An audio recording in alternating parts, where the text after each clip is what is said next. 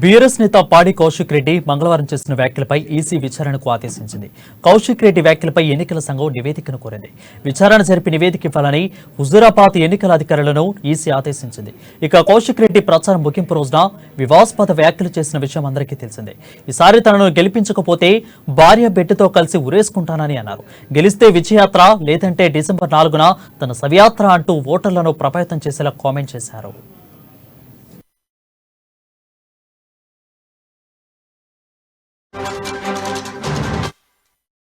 Breaking news చూసిన BRS నేత పాడి కౌశిక్ రెడ్డి మంగళవారం చేసిన వ్యాఖ్యలపై ఈసీ విచారణను ఆదేశించింది. కౌశిక్ రెడ్డి వ్యాఖ్యలపై ఎన్నికల సంఘం నివేదికను కోరింది.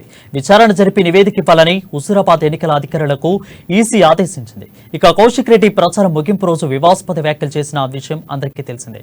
ఈసారి తనను గెలిపించకపోతే భార్య బిడ్డతో కలిసి ఉరేసుకుంటానని అన్నారు. గెలిస్తే విజయయాత్ర, లేదంటే డిసెంబర్ 4న తన శవయాత్ర అంటూ ఓటర్లను ప్రభావితం చేసేలా కామెంట్ చేశారు.